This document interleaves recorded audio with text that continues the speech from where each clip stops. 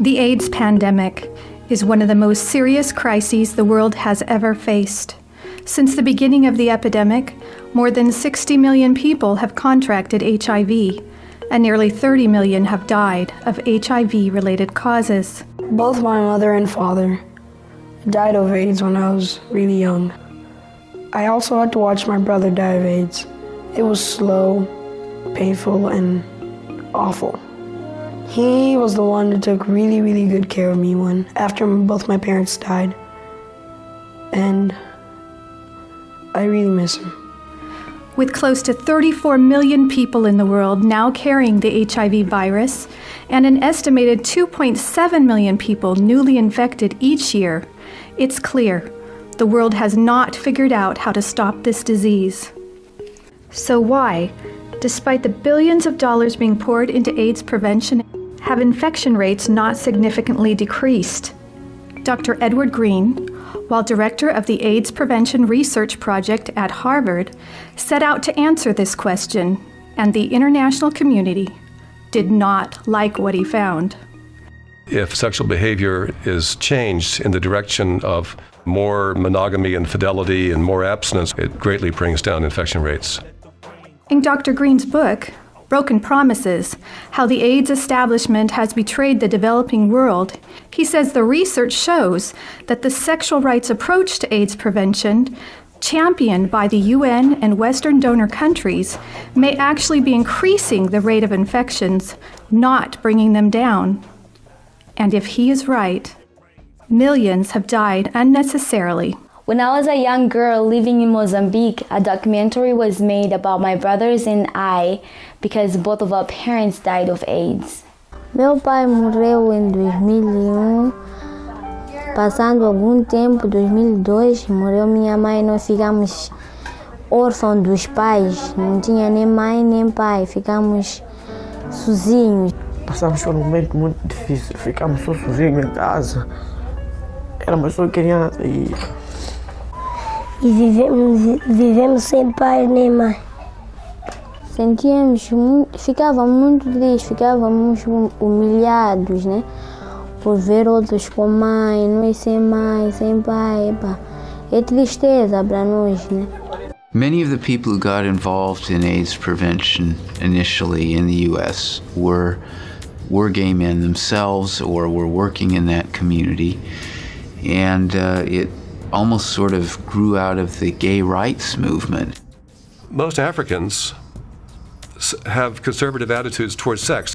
My own personal attitude happens to be more the liberal one. Most of the people who work in AIDS prevention adhere to a liberal attitude towards sexual behavior.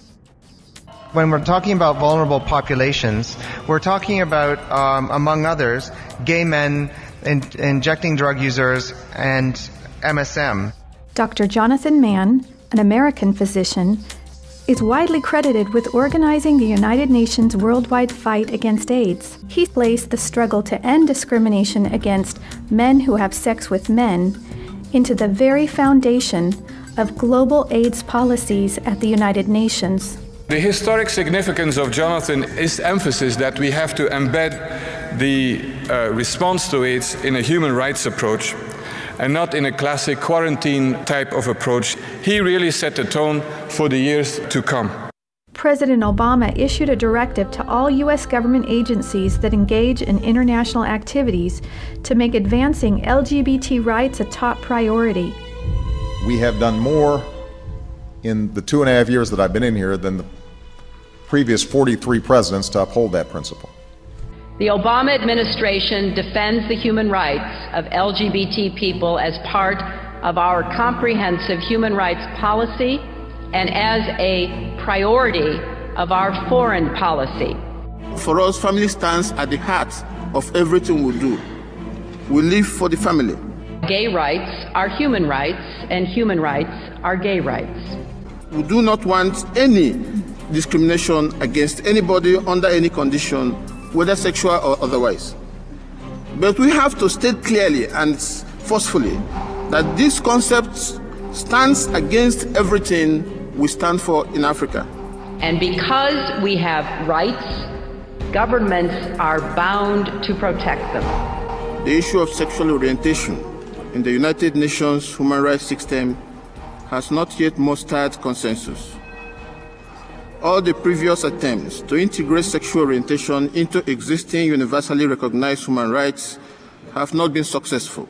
Recently, there was an announcement both by David Cameron and by President Obama that, you know, they are willing to cut off aid to countries who do not recognize LGBT rights. No, we want to object to that as just being manipulation. Downright manipulation to get us to accept something, a lifestyle which is proven to be scientifically unhealthy, a lifestyle which is contrary to the religion and cultures of most of our people. We take great objection to this type of manipulation, and we wonder if the American people are aware of what is happening. Okay, so what we're seeing is the LGBT agenda being pushed in you know, like a carrot stick for aid money. You want aid money, then you must change your laws. These issues of gays and transvestites, transsexuals. This is a new form of imperialism, I must say, and it's surprising that the American, you know, government is at the forefront of that imperialism. What is amazing is that these countries that are harassing us, smaller countries, in these countries, the rate of HIV/AIDS among the homosexual groups there, typified as MSMs, that rate is increasing, and not only so, it is said to be out of control. This is recorded in the scientific journals. The U.S. Center for Disease Control openly admits that although men having sex with men represent only 2% of the U.S. population, they account for approximately 60% of all new HIV infections and are 44 times more likely to be infected with HIV. And finally, they admit that men who have sex with men are, quote, the only risk group in which new HIV infections have been increasing steadily since the early 1990s. Why then would they want us to accept this type of lifestyle as being a healthy and wholesome lifestyle? One has to seriously question the intentions of President Obama and the other presidents across the world. People are saying because we have criminalized the LGBT activities, we do not have good governance. What is governance? In the United States, the states that allow same-sex marriages, and the other states that don't allow same-sex marriages. That's democracy. People have chosen. The people in those particular states have determined, and the majority have spoken. It's deception. There's no human rights based on behavior. All people are equal, but not all types of behavior are equal. That's blackmail. And it's blackmail on a moral issue, on an issue that we're forcing governments, African governments, now to go into the village and explain to their people. You're getting money to build that borehole. You're getting money to, bring water or electricity into your community simply because you're now going to allow Jane over here to marry Mildred over there. We stand against violence to anybody in the community. We stand against violence. At the same time, it does not mean that we have to accept the lifestyles of others. I'm not saying that I am that I don't like homosexuals or lesbians. I love them. They're my brothers and sisters. But I do not love or do not like what they do. But what we're emphasizing is that maintain your way of life while we maintain our own. Well, the end result will be deconstruction of the family system and the family structure in Jamaica. The third and perhaps most challenging issue arises when people cite religious or cultural values as a reason to violate or not to protect the human rights of LGBT citizens. It's against Christian values. And we take, our Christianity differently. It's not like you put on a coat and you can take it off at night. We are Christians through and through, and that's Christianity. We adopted from, the very same people now who are coming in and saying, we're not giving you aid money. It usually starts, from what I've noticed, it starts with the repeal of the anti-sodomy laws, but it doesn't stop there. Once these laws are repealed, it then gives opportunity for persons to demand other rights. They get to the point where they demand marriage or civil unions. Then it gets to the point where churches, there is a demand for these unions to be solemnized in churches. It gets into the educational system. It gets to the point of where criticism of the lifestyle then becomes an offense, and people are fined for this type of thing. And to come in and to say we must change our laws, it's actually to come in and say what we told you about Christianity, what we told you about Islam is not true. Then the Bible maybe has to be changed in this case, because it's in the Bible, and we were told it's in the Bible. There's no witchcraft. You shouldn't have more than one wife. You shouldn't do this. You shouldn't do that. And homosexuality is wrong. Lesbianism is wrong. A man should not be dressed like a woman. Now to come in and say we have to change. What platform really are we on to say that we must change?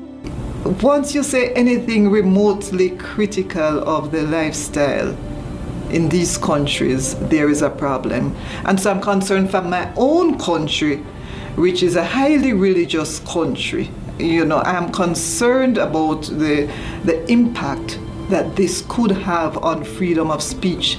I believe countries have got a right to protect themselves, to protect their citizens from these influences that are not of Africa, that are not of our communities. I was shocked to realize that some months ago in Pakistan, the U.S.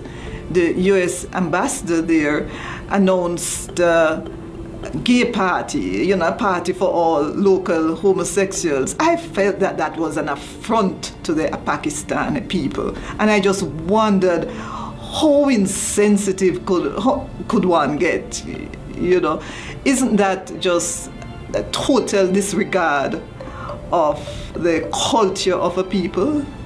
In 2011, the UN Special Rapporteur on the Right to Education issued a report to the UN. This report claimed that children have a right to comprehensive sexuality education that, among other things, will abolish guilt feelings about eroticism, include homosexual education, and make students aware of their sexual rights, such as the right to sexual pleasure. It's about starting when we're with children, about the expectation of roles, and we need to start there. My brother Luigi and I had an opportunity to go to the United Nations and give a speech on the UN floor. First, my brother explained about how we became orphans when both of our parents died of AIDS. We were able to go in closed United Nations negotiations where we saw developed countries trying to force the African countries to accept comprehensive sexuality education. This kind of education tells youth they can have fun and have sex and just use condom. This kind of message was a death sentence to not only both of my parents but also my brother Rogerio. I went to the United Nations with my brother and sister. It was called the high-level meetings on AIDS. So much talking when all they had to say was, don't have sex outside of marriage. That would save hours and hours and hours of work.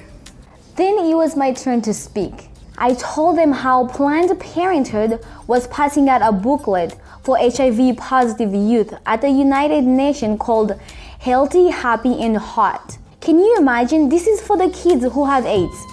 The booklet says its purpose, and I quote, to support your sexual pleasure.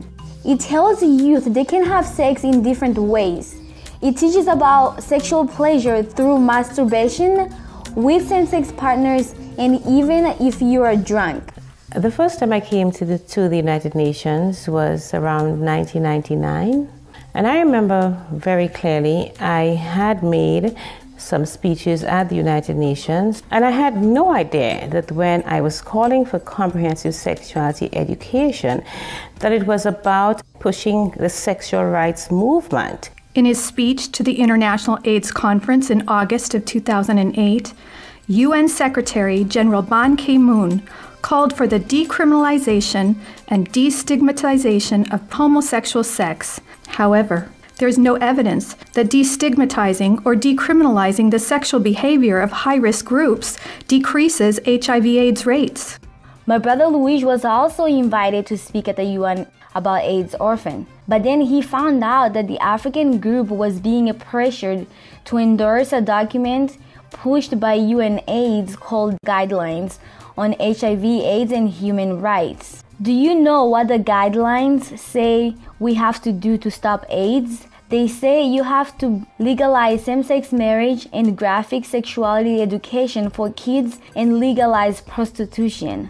My brother showed the delegates what the guidelines really say, and they removed it this time. But the rich countries keep pushing to endorse this in other documents. UNAIDS published and circulated an email which was false and malicious about me, because they felt that they needed to have in the document language relating to men who have sex with men and sex workers. As a result of the pressure that UNAIDS put to bear in this email, CARICOM's negotiating position was changed, and I was advised that my contract would not be renewed. They actually said that for us to combat HIV and AIDS, we needed to legalize prostitution, legalize homosexuality. It is an affront to the principles of the UN Charter. A UN agency should not be allowed to overstep its bounds in such a manner. We are so arrogant, we Western technical experts. So here's this great model in Uganda. The Western experts show up, they know what's best affecting gay men and drug users, and they go to Africa, maybe with no experience in Africa, and tell them what to do, and they don't listen, and they don't notice what's going on around them. Because there is a great divide between the developed countries and the developing nations. Many of us are still not even food secure, you know? We can barely feed ourselves. The poverty rate is sky high. You tell me how funding to educate people on men having sex with men, you know, or the lesbian agenda is going to be beneficial to my people. It's not. Uganda has received international acclaim for its fight against HIV/AIDS, and the fact that this came from the highest political level through our president, His Excellency Yoweri Museveni. Our approach is gradual. Abstinence, be faithful to each other, but if you can't, use the condom. We had to fight to defeat AIDS, or it would defeat us. My husband believes in our culture so much, and our culture really used to always promote abstinence from premarital sex. Uganda is our family, and we had to spread that message to everybody. It is ABC. When Uganda launched their ABC program, they had no way of knowing that they were no longer fighting HIV only, but also the ideology behind Western AIDS prevention. Uganda is now very concerned that its success is being eroded by criticism leveled against it, that it's not laying enough emphasis on the use of condoms and should actually reduce its message on abstinence and being faithful to one's partner. It could be said that the small African country of Botswana represents one ideology in the AIDS policy struggle, and that Uganda represents the other. In 1990, Botswana had a prevalence rate of only 3%. In 1992, it rose to 10%, and in 2011, it reached an alarming 24%, the highest in the world next to Swaziland. In 2015, More infants are expected to die of AIDS in Botswana than are born in Boston and Philadelphia combined. Let's compare Botswana and Uganda. In 1990, Uganda had one of the highest HIV infection rates in the world, with a rate of 15%. Then, in 2006, Uganda's infection rate took a dramatic drop to only 5%, one of the largest reductions of new infections ever recorded. The way it worked in Uganda was probably just about right. You had President Museveni going around from town to town with a bullhorn, literally telling people, you've got to change your behavior or you're all going to die. And if you're really going to do something stupid anyway, at least use a condom. That's probably about the right message in a place like Uganda or South Africa or Botswana, where a large proportion of the potential partners you're going to run across are HIV infected. That is the truth, and that is what you ought to be telling people. Infection rates are going up in the U.S. They're going down in Kenya. They seem to be going down in Ethiopia now. They went down in a major way in Uganda. They went down and stayed very low in Senegal, and yet we're going to these countries and telling them how to prevent AIDS. People say we have poverty and we have women not having choices in their lives, and then there's this huge disconnect, and therefore we have to go with condoms. What sense does that make? These women who have no choices and no power, do they think they're going to get their husbands to use condoms with them regularly? Today, a condom isn't something that a woman can, in most situations, negotiate. And so we have to look for prevention tools. Condom use in steady partnerships is not even in the double digits anywhere in the world among heterosexuals. Anywhere in the world. I could see where he was going, but a part of me could not stop. It felt so good to be loved. And he asked for sex. And I thought, I don't give in, I'm going to lose this guy. The good news about condoms is that they are an effective product. The bad news is they're not 100% effective. They had to take a blood test. It was the worst experience I ever went through. I was shaking all through. I said, God, if I have AIDS, I'm finished. And I came so close to the fact that I could be HIV positive. I just lost a friend, 21 years old. I saw her in the last stages. She had full-blown AIDS. It was so scary, so scary. Who among us has not heard somebody say that you can only get HIV from unsafe sex? Well, that's a statement that condoms are 100% effective, which just clearly isn't true. The way we do AIDS prevention, which can be called risk reduction only, you're reducing the risk but not avoiding or eliminating the risk. If you're a young person in South Africa, even if you're using condoms consistently, if you're in a situation where a third of the potential partners you're running into are positive, even with 90% protection, there's a substantial chance that after several years you're going to get infected anyway. Which countries in Africa have the most condoms and use the most condoms?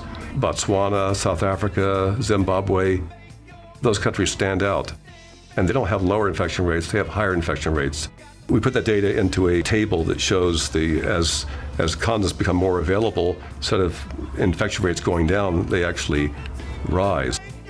The use of condoms is what we believe is the cause for the slight increase that we have seen in the infection of AIDS, HIV. And this is because it lets our population believe they can let their guard down and they can actually behave in risky behavior because of the belief that these condoms can actually prevent AIDS 100%, and that is not true. I'm in no way opposed to promoting condoms as part of a strategy for AIDS prevention. The problem with condoms is if we let that give us the illusion that we can forget about the A and the B. If you're a young person in South Africa and you've got the message drummed into you that AIDS prevention equals condoms, you think you're protected, and therefore you don't examine your underlying behavior and stop to question whether having multiple partners in the middle of an AIDS epidemic is totally insane or not. You know, you can use the analogy of seatbelts and drunk driving. It's not a bad idea for them to wear seatbelts.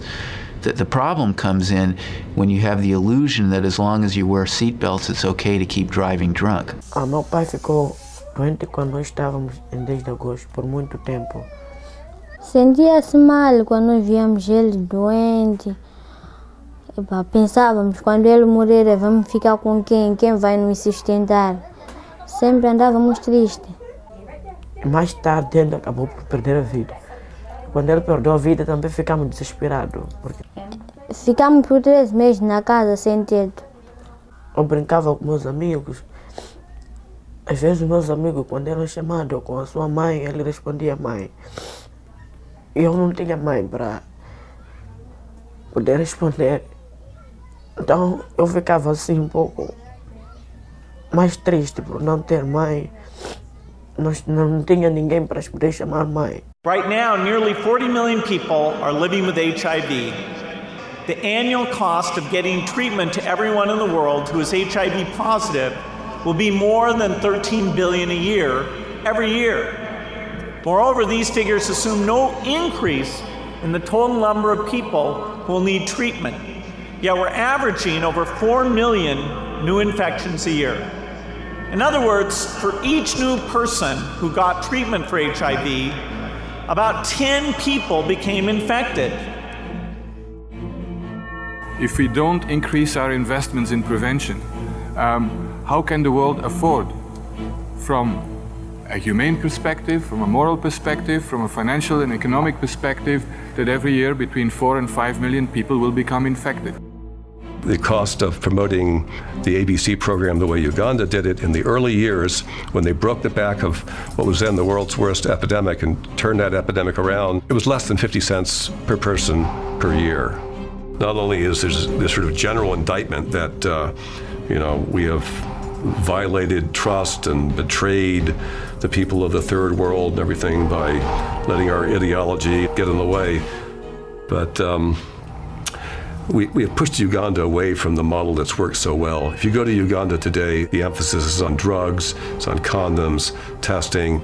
The old ABC program that put real emphasis on A and B, that involved the church, went into the schools, it's been largely dismantled.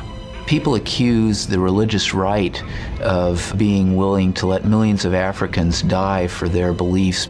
Well, unfortunately, in a sense, some people on the left are willing to let millions of Africans die because they don't want to say anything that sounds like they're interfering with their sexual freedom. Uganda has also recently come under heavy attack and criticism about its policies on homosexuality, and I think a lot of it is based on misunderstanding.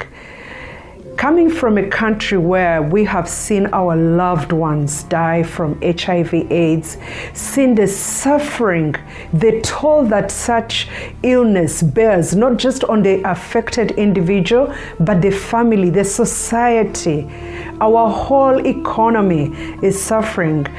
And it is our deepest belief that we owe it to our fellow Ugandans to put the right policies in place. And homosexuality erodes the very, very fabric of our society in the sense that it puts our people at risk. Dr. Rand Stoneburner, he worked for the World Health Organization and he was all immersed in the Uganda data. But Stoneburner said that history will look back on this period and say one of the great abuses of the latter part of the 20th century is a failure to do AIDS prevention in ways we know are effective. If we learn anything from Uganda, then what these nations look like in the future will be decided by the choices their young people make today. But I'm not a virgin anymore. What's the point? I could just go on. After all, I've lost it. I got to know about secondary virginity. I say I may have lost the first, but I can keep myself from now till marriage. Young people decide, and many have against premarital sex. And they know that abstinence works. And they're proud to speak about it these days because they know that their lives are different. I was tempted, I tried it out.